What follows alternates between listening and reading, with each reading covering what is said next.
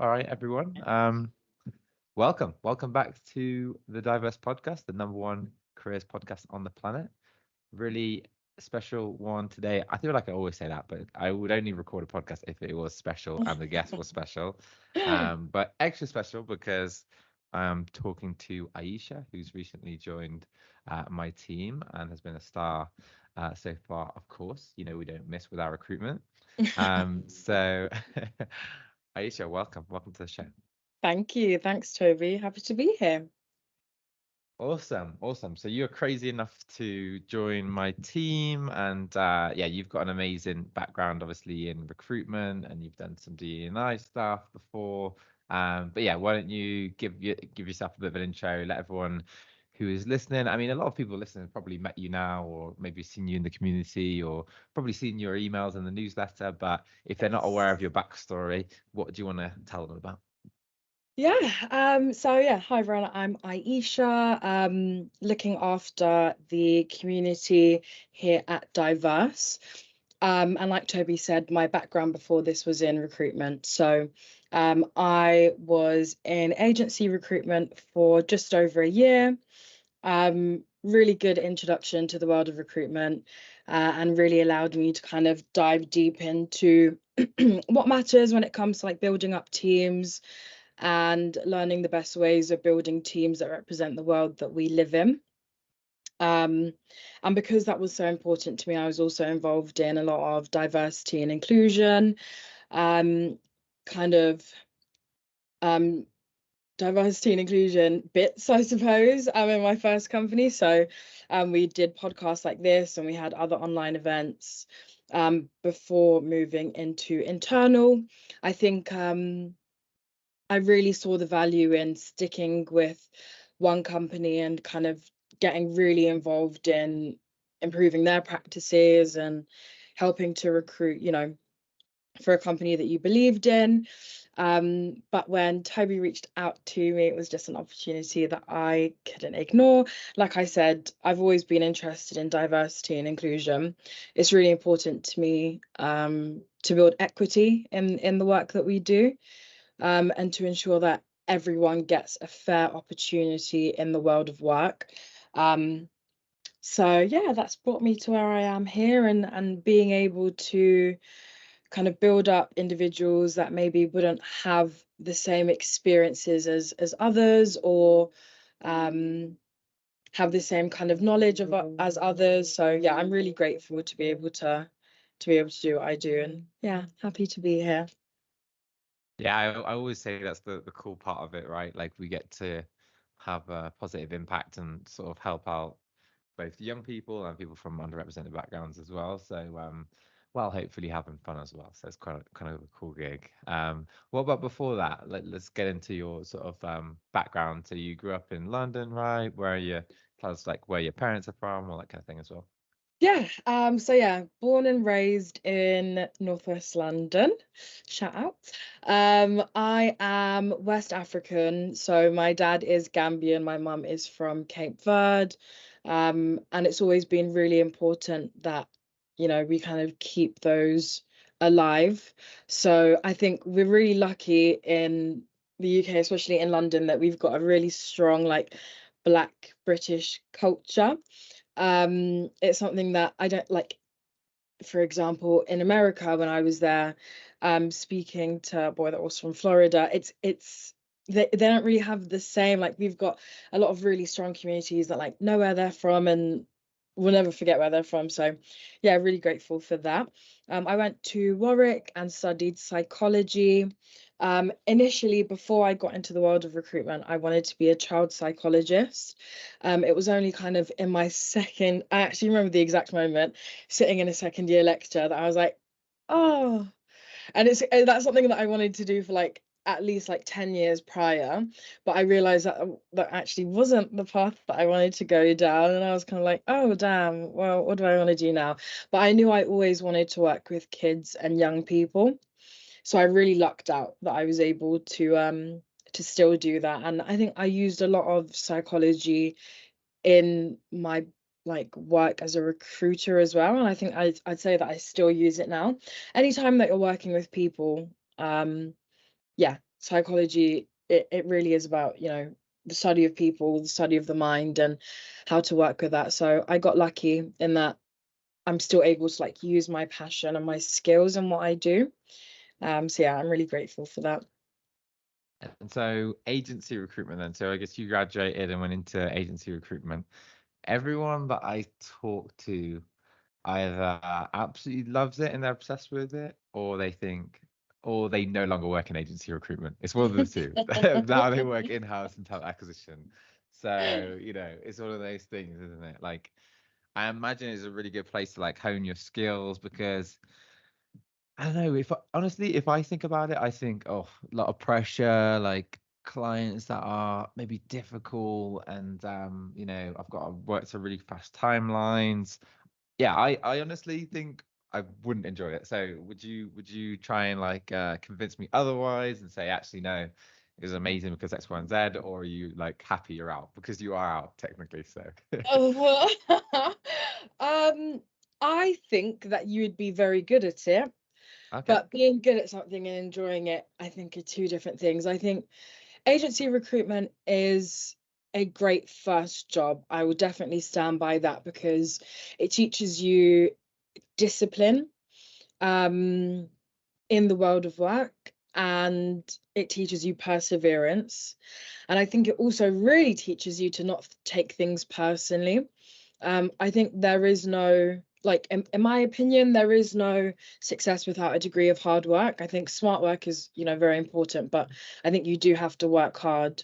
Um, and agency recruitment certainly teaches you that, and overcoming those no's, and being persistent. Yeah, it's a great skill, and I'm really glad that I did it. But yes, I am glad that I'm now out of it, or I'd still be there cracking along. It's I think it's just different skill sets. I think there's definitely like a personality that you need to be, in recruitment. It is a sales job after all. Um, and I love the client side of it, which is why, I'm glad that I still get to do that here, building those relationships, and of course being able to help pair people up with their dream roles, all the things that I'm like still doing now that I love. But yeah, some elements of it, like sales and business development, just not really my cup of tea. Yeah, we'll Yeah, say. I mean, it's interesting because I started on my placement at a company.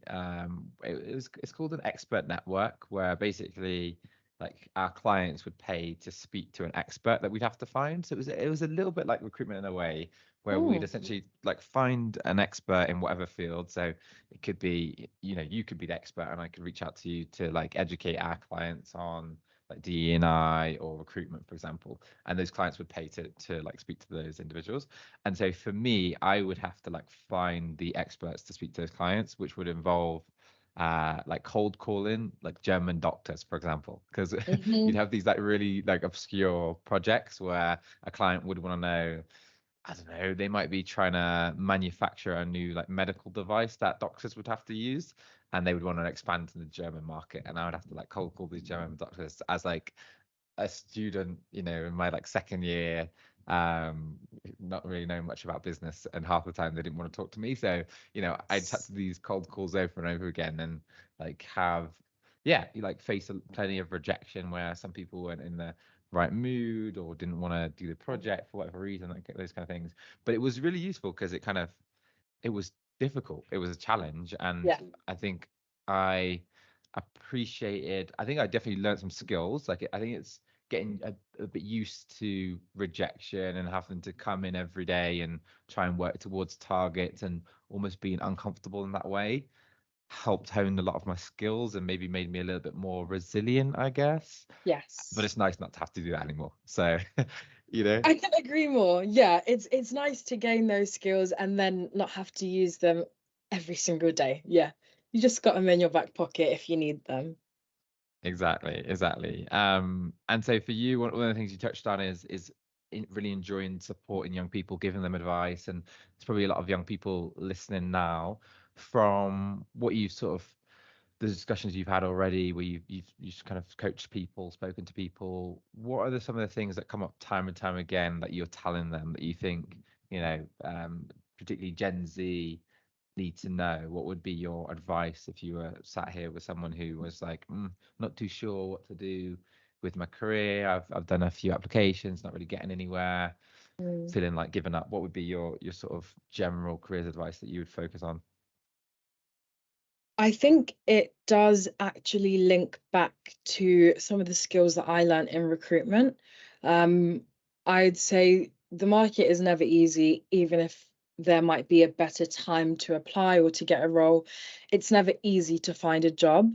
I think it's really important to not take rejections personally. Um, and in saying that, I think it is important to, if you get rejected from a role that you're really excited about, it's fine to be upset about that, but you can't let that stop you. Um, I guess don't put all of your eggs in one basket is how I would summarize it. Yeah, it's, rejections are a part of the job search, and it just is what it is. I think learning not to take it personally and trying to get all the feedback you can, um, is really, really key. Kind of linked to that, then, I guess I would say just make sure that you are soaking in as much as you can.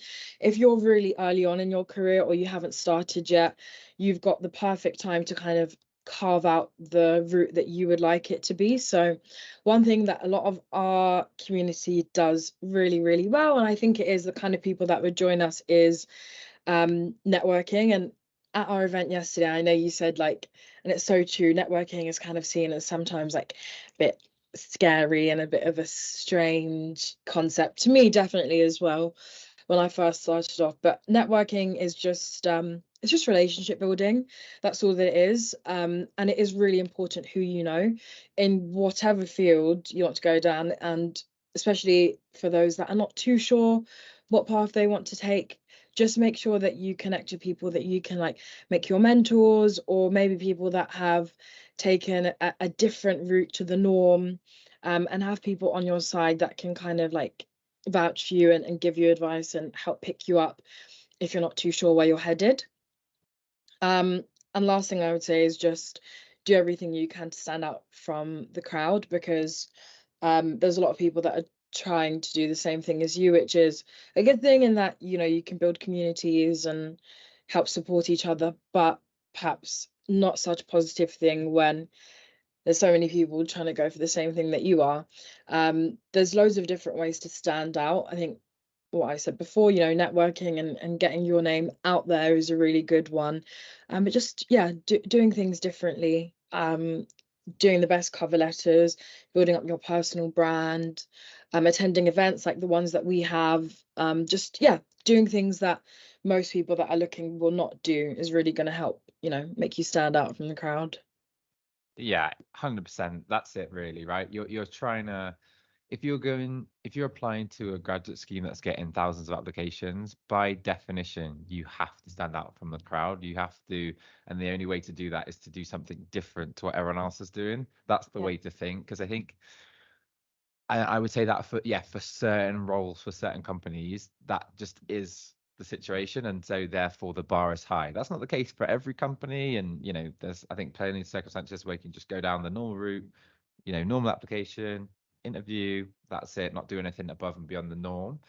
But if I was going out there and say, oh, I really want to work for, let's say, Tesla on their graduate scheme, I'm going to think, okay, what can I do that not everyone else is doing at every stage, right? And so what that might look like, and you gave a few examples. One, like whenever we have events, I find that the people that go to those events are more likely to be the ones that get hired, because I think, to be honest, I mean, in part is because of the things they learn in the session. They might get some insights, pick up some tips. They might start networking, working with someone off the back of that. That's happened recently with someone who, went to a session and then got a mentor off the back of that. But to be honest, I think it's just because it reflects the type of like proactive person you are.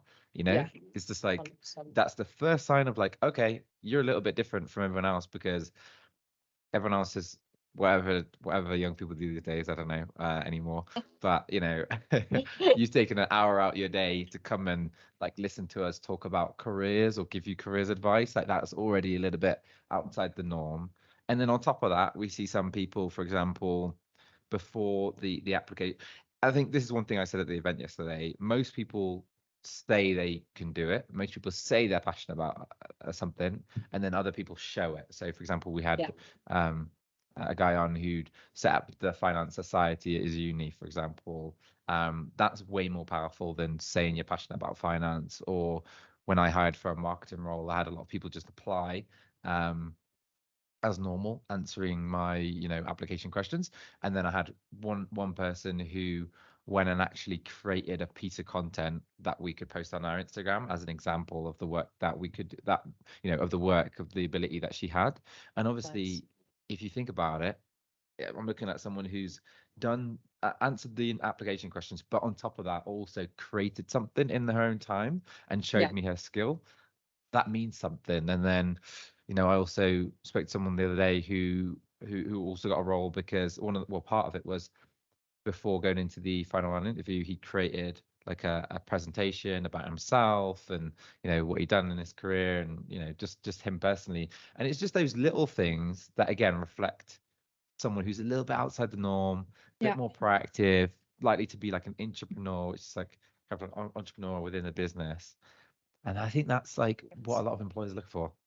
Yes, I think so too. And all of the examples that you just gave were exactly what you said. Um, Showing, not telling, and that's the best way to do it. Yeah. 100%. And so for you then, how was it? Did you have any sort of imposter syndrome or any challenges being sort of a woman of color in the workplace at all that, again, someone listening might kind of benefit from hearing from your experience? Did that impact you at all, or did you not see things that way?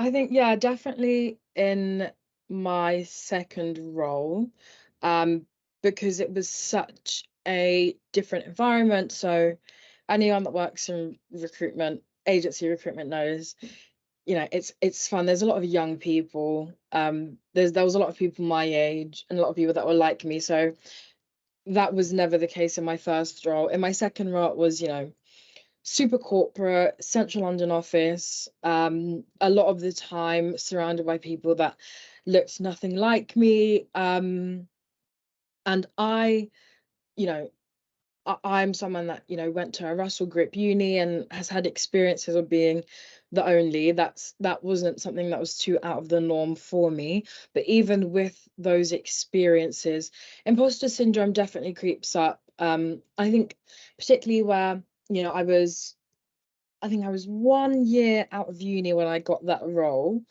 Um, and I was the youngest on my team. And it's like, oh, what am I doing here? Like, they could have picked anyone else to be here.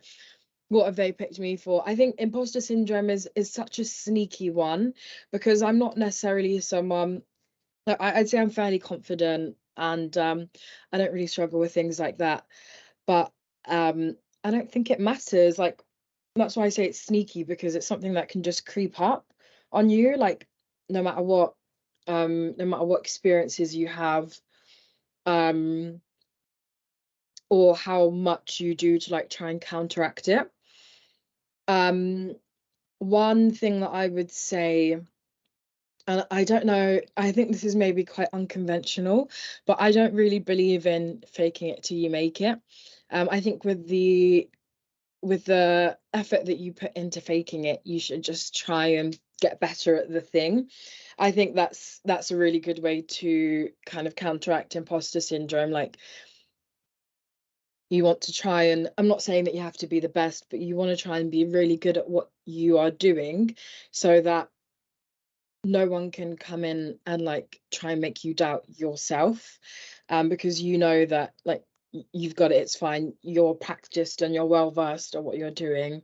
um yeah, honestly, that I don't want to sugarcoat it. I think that's the best way to try and like avoid imposter syndrome. I think there's going to be cases where it will come in anyway, even if you are good at something, but um yeah, try and be the best that you can be, and try and make connections where you can as well. Like in this, in the second job that I had, I did build connections with people that would, if I was having an off day, were able to like reassure me and kind of let me know, you're doing a good job, because sometimes you need to hear it from somebody else. So yeah, I think those two things, get people around you that will be able to build you up if you can't do it for yourself, and where you can just try and get really good at the thing that you're doing. Yeah, I think it's a little bit outside the norm of what sometimes you hear, but yeah, I totally agree. It's kind of like if you work on whatever the skill is and whatever your industry is, then that's going to make you feel more comfortable. And I think just generally with this whole idea of imposter syndrome, it's kind of like what you need. You need to continuously be uncomfortable really in your career, Yes. right? Otherwise, you get to this point where it becomes easy, with the types of projects you're working on, or the type of your work you're doing, you sort of like, plateau a little bit, right? So you kind of want to Yes. constantly, even for me, right, like as an entrepreneur, I kind of want to constantly be meeting other business owners or founders that maybe have more experience than me, or I met someone recently who's got like 20 years experience in business, who's like well into his 50s, and so talking to him about business, I'm a bit like, well, I don't really know what I'm talking about, but I need to be having those conversations because that's pushing me to get better, and that's what it's all about. And there's a kind of a saying of if you go into a room, and I'm going to butcher this now, but if the room you're in, if everyone is basically the same, everyone's on your level, then it's time to leave the room. And that's a bit of a sort of obviously exaggerated way of saying it, but that's the idea of like constantly pushing ourselves to get on new projects of work that might be a bit challenging, take on new jobs that then you might not have the diversity in that team that you'd want to see. For example, there might not be anyone that looks like you or sounds like you, but you can kind of be the pioneer that goes in there and does it, even if it feels a bit uncomfortable. Yes. Yeah. I was gonna say that exact phrase to you. I think the way that I heard it was, if you're the smartest in the room, then you're in the wrong room. And you said it literally just as I Okay, was you say thinking it in much better. my mind. Yeah, I couldn't agree more. And I think a degree, I think you're totally right. A degree of discomfort um is what will keep you going. I think we're quite similar in that way, and I think it's quite difficult to get into that mindset. But the quicker that you do, the further you'll be able to get. I genuinely do believe that. Yeah. How do you, because I think a lot of people are trying to make this decision as well about corporate world versus startup, medium-sized company. You've done corporate world now you're in a startup. Um, I'm guessing you're not going to tell me it's been horrible so far and you want to leave, but and I'm guessing you're enjoying it. But yeah, what's your perspective on that? Like, what have you? Is there anything you've kind of like come in here and felt like, oh, I didn't know we could do it that way, or is there anything you really miss from the corporate world? Either way. No to that. Yeah, so much. I think everything. I think with a lot of times in the corporate world, it's something I heard in recruitment a lot because in the briefing calls that I would do, I'd speak to people that are in, life science was my market, and the biggest life science companies, and wanting to move to a startup or to a medium-sized company, and I asked them why. The lack of flexibility in corporate can make things really stagnant, really slow, the amount of red tape. With us, everything is kind of open, and it's funny because I feel like sometimes I come in, like, even with our newsletter, I'm like, okay, so we should do it like this, and have this, and you're like, yeah, like, it's fine, like, we can have it this way if you want, or we can try it this way, and I'm like, okay. So there's still like a little bit of adapting that I have to do, because sometimes I'm a little bit rigid in my thinking, but you are super flexible, and for you it's what works, and what works can actually change from like day to day as well. Something could work one day and then won't work the next day, and you're happy to like make that change. I love it. I think this is definitely my vibe, which is, yeah, what I was hoping for when I joined. I think it's important to do things well, not just do things the way that you've always done them. And I think it's important to be open-minded to the fact that the way that you've always done things might have worked up until now, but there might be a better way to do it, which is kind of the same thing. There are a lot of differences.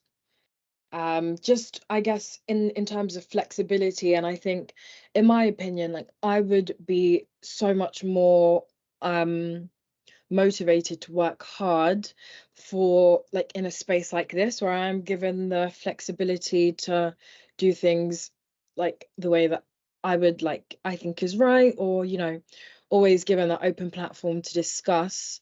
So I think it really does depend on what is right for the person. I am someone that thrives in a super flexible role where every day is different, but some people might prefer to have a more monotonous, but I've done that. Like I'm like happy to say that I've done that. I've experienced it and it's not for me. So yeah, I think there are pros and cons to corporate and startup life, but this is much more enjoyable for me, I would say. Well, it's good to hear, and you kind of have to say that, but I feel I it feels guess, like yeah. yeah, it does. I can feel it in the way you say it though, and Yeah, it's but genuine. and obviously I feel the same way in terms of the environment, like more relaxed, more open, and yeah, it's kind of that's an advantage you do have as a startup is like things change, new things come out. Oh, we can jump on it, we can try it, or I don't know, Apple's made this change now, and Facebook ads are no longer, all that, or it could even be, if you take digital marketing for example, TV ads have has sort of worked historically over time. That's where these big brands put all their money, and they just get used to doing that.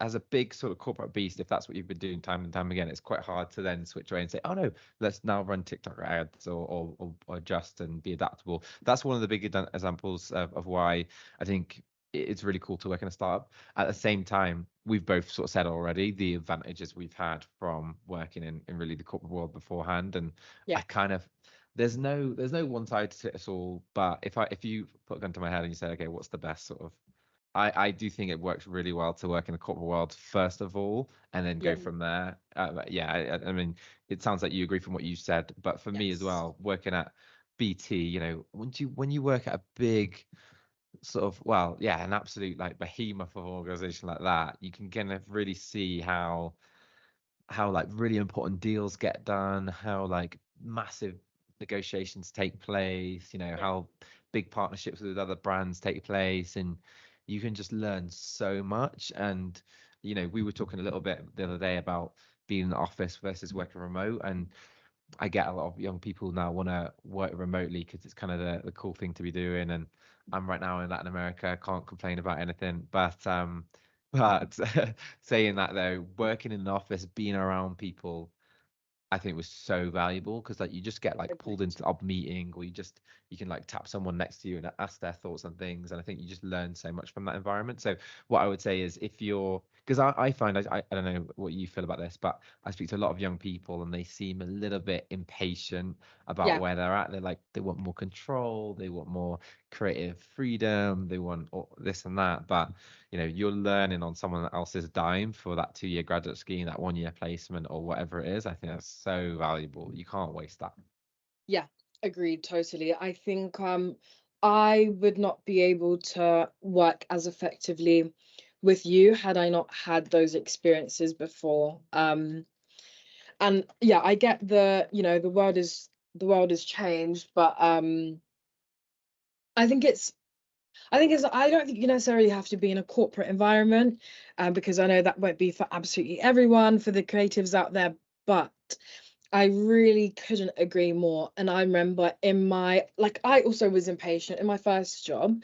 You had to be in the office 4 days a week. And that was still post-COVID, so 4 days a week and then 1 day from home. And you earned more days from home. And at first I just thought, well, I don't have to be here, like I can do this from home.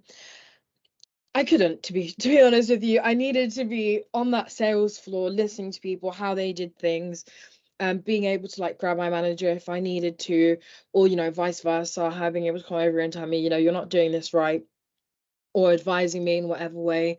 Um, I think it's a must. Yeah, I think, like I said before, I think hard work is a prerequisite to success, regardless of the path that you take. And an aspect of that hard work is starting low and working your way up. And I think sometimes social media can give us the idea that everyone's got to be an entrepreneur and everyone's got to, be making six figures and working from this place and that place. But yeah, absolutely have that as the goal and as what you're working towards. But 99.9% of the time, you're not gonna get that straight away. You want to have something to work towards, and you need to learn along the way as well. So yeah, I think it's amazing to have, big dreams like that and know what you want. And I will say working remotely is absolutely splendid. I love it.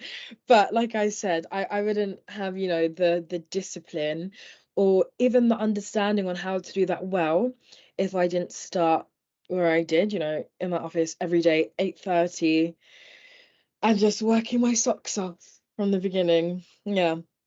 There you go. Yeah, so valuable, I think. And kind of as you sort of said there, because I think we have a bit of an imbalance here sometimes where you've got, and we are generalizing a little bit because we're talking about literally a generation of people. So, Yeah. Gen Z, I think that there's some takeaways there on that sort of the patience and sort of starting at the beginning and building up, right? And then also from an employer's perspective, maybe understanding, that you've got kind of young people now that want to they've got high bars, right, for where they want to work, for, what companies are doing in terms of DE&I, for, whether they can work from home or not, for whether they have enough creativity in their role, for whether they feel they've got enough purpose. There's a lot there to unpack for employers. Do you have any any employers that might be listening, anything that you would share with them? So you've obviously spent a lot of time speaking to young people, and we've got obviously connections or network in the talent acquisition who want to attract that audience and hire them for their organizations. Would you have any advice for them off the back of speaking to young people about maybe how to attract, recruit, hire them more effectively, do you think? Yeah. I think if there is so much, but if I would stick to one kind of based off what we were saying, I would just say hire people that you trust, and give them as much autonomy as you can. Um, I think there is an element of you do need to be supporting someone that is early on in their career in terms of maybe being a bit more present with them. But Gen Z do not want to be micromanaged. And I think in order to not micromanage someone, you have to hire somebody that you trust and you give them enough freedom. And like you said, I think on the flip side, Gen Z don't go into the world of work thinking that because you are, super talented, that you're able to kind of do whatever you want and have that creative control straight away. You have to ensure that your employer will trust you. And once you build that mutual trust, I think, yeah, you will be able to move towards a space of like greater freedom. Um, you, as an employer, are competing with startups like this and startups like others that know what Gen Z want and will be able to offer it to them.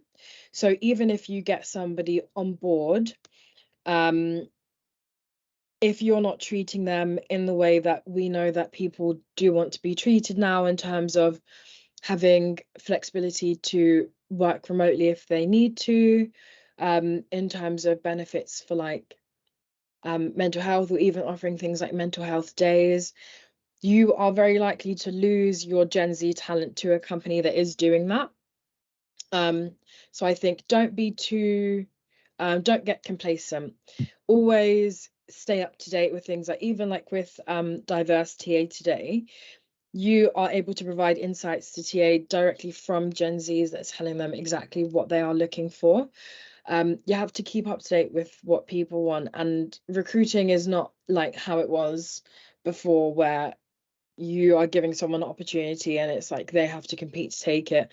It's way more has to be mutually beneficial now.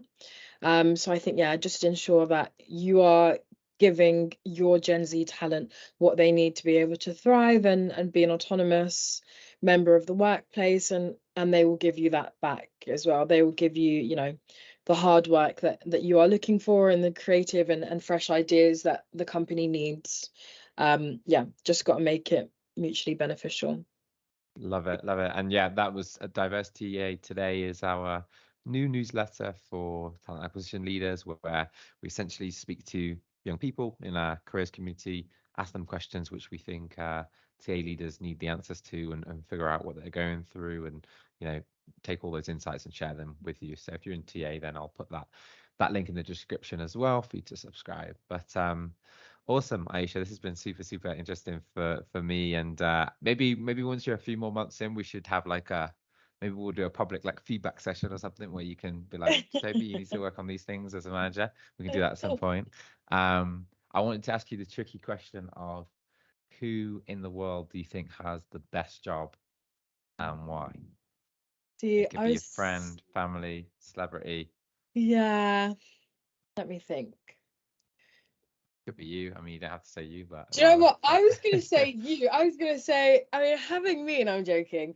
I genuinely think that the both of us have such an awesome job. I genuinely think we have the best job because it just is. I was speaking to one of our community members this morning about this, and they were asking me how I got into diverse, and if it's always something that I wanted to do. And I didn't know that this exact job was what I wanted to do, but to be able to help young people of Black heritage and other ethnic minorities, and low income backgrounds, and beside all of that, just young people that need help and that need somebody to help guide them, it's so lucky. I genuinely do think we're really lucky to be able to do that, because it's so rewarding. I think a lot of people get into recruitment because of the money side of it, but I think you soon come to realize that money will not keep you happy in a job that is not fulfilling your needs in different ways. And a need of mine was always to be able to help those that need help but want to help themselves. That's the key part. And our community really do want to help themselves. They want to better themselves and be in a better situation to maybe their family or other people that they grew up around. And so the fact that we're able to help them do that is yeah, I genuinely think it's special. That's such a cliche answer, Yeah, but that is a that's cliche. genuinely. I'm gonna cut this up, and this is gonna be an ad on LinkedIn. Anytime we need to recruit, this is gonna be the ad. So appreciate that. That's genuinely your answer, yeah? Yeah, genuinely, because I don't know, I think anyone that gets to do a job in which you get to liaise with really cool, talented people, and help them, and at the same time stay up to date with what people need. What more do you need? What more do you Genuinely. need? Yeah. I've got a friend that works for EasyJet. He's a pilot. He also has a cool job. So that's Staying also in the pretty cool. clouds. Yeah, we Yeah, both that's love also pretty cool. traveling, so yeah, Yeah. maybe. Yeah. So one of the two, but there you go. I'm clipping that. Awesome. I really enjoyed that. Let's definitely do this more often. Yeah, you got a talent for podcasting. Who knows? Maybe you're going to be taking over from me. Thanks. I But just yeah, need the really. mic next. Yeah, the Shaw mic is looking good too, fair. But yeah, thanks everyone for listening. And obviously go subscribe, go tell a friend, tell a friend. Um, you could be listening to this at any time, but head over to our job board, wearediverse.io. If it's August, if it's September when you're listening now, or October, lots of grad schemes, lots of placements, that kind of thing. If it's not that time, entry level roles, junior roles, all in the UK, and more importantly, lots of free careers education. So go and check all that out. Awesome. I'm about to get kicked out of my boardroom, so let's leave it at that. Thanks so much, Aisha. Thanks, Toby. Cheers. Cool.